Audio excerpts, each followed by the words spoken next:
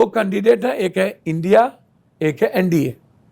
और मेरा समर्थन रहे न रहे, मैं कांग्रेस के साथ खड़ा हूं।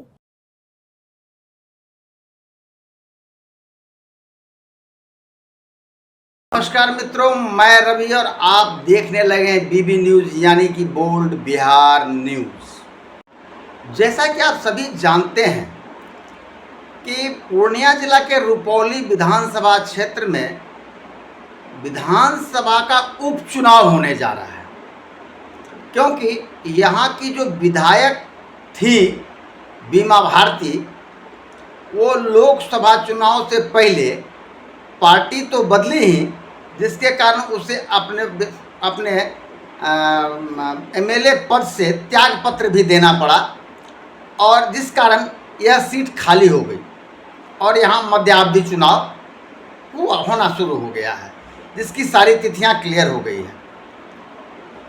कैंडिडेट्स भी खड़े हो गए हैं।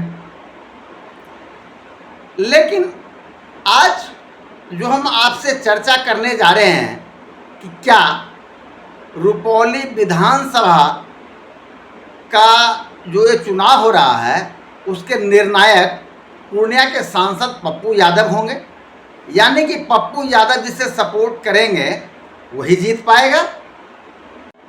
देखिए, सबसे पहले यहाँ की विसात देखिए। यहाँ का जो चुनाव, रुपौली विधानसभा का जो उपचुनाव हो रहा है, इसमें मुख्य रूप से 3 कैंडिडेट हैं, बीमा भारती, शंकर सिंह और कलाधर मंडल। राजद से, राष्ट्रीय जनता दल से बीमा भारती उम्मीदवार है और जदयू से कलाधर मंडल, वहीं शंकर सिंह निर्दलीय उम्मीदवार हैं और इनका चुनाव चिन्ह है कैंची छाप।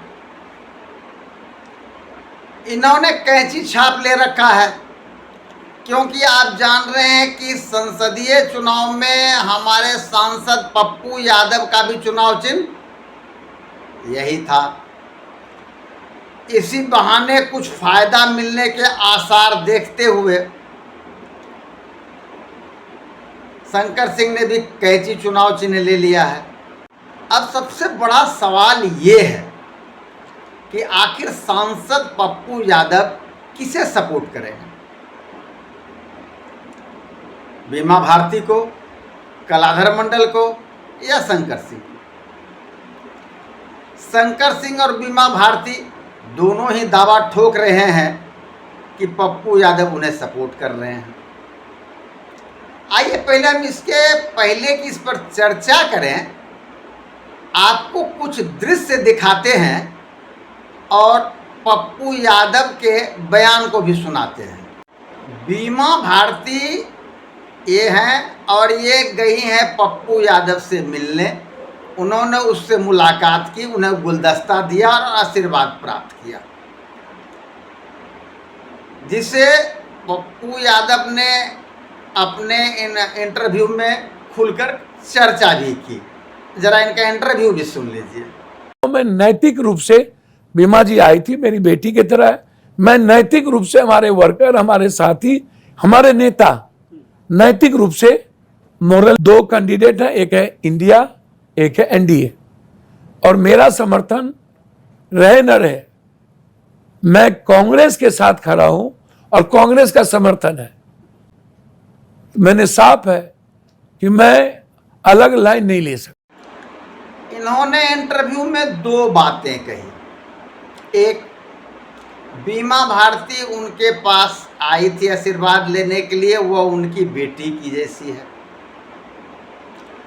दूसरी बात उन्होंने कहा कि टसल 2 ही के बीच में है, एनडीए और इंडिया, और वो क्योंकि कांग्रेस समर्थक हैं इसलिए इंडिया के साथ हैं। यानी पूरी तरह से ये लग रहा है कि वो बीमा भारती को सपोर्ट करेंगे। अब जरा कुछ और बातों की ओर ध्यान दें। जाहिर सी बात है कि संसदीय चुनाव में बीमा भारती पप्पू यादव के विरोध में चुनाव लड़े, जिसे अभी ज़्यादा दिन नहीं हुआ है और ये मलाल अभी शायद ख़त्म भी नहीं हो पाया होगा। ऐसे में थोड़ा शक तो अवश्य होता है कि क्या वाकई पप्पू यादव बीमा भारती को सपोर्ट करेंगे। देखिए, सबसे अहम बात है यहाँ का जातीय समीकरण, और बिना उसको समझे यहाँ के चुनाव की चर्चा करना बेकार होगा। यहाँ पर मूल रूप से जो बीमा भारती के वोटर हैं गंगोता, उनकी संख्या लगभग 45,000 के आसपास है, नहीं 48,000 के आसपास है। वहीं आप यदि ये आइए कि कोयरी कुर्मी, तो वो भी लगभग 48,000 के आसपास हैं, और मुस्लिम वोटर्स भी यहाँ 45,000 के आसपास हैं। साथ ही वैश्य समाज जो है उसका भी वोट लगभग 25 से 30,000 है, यानी ये एक गोलबंद वोट है। अब इन वोटों पर चर्चा करें तो गंगोता जो है वो सदा से बीमा भारती के पति अवधेश मंडल को अपना नेता मानते आए हैं, जो उनके दुख सुख में लड़ता भी है। उनके लिए कई लड़ाइयाँ लड़ी, कई बार जेल गए, सारा घटनाक्रम हुआ।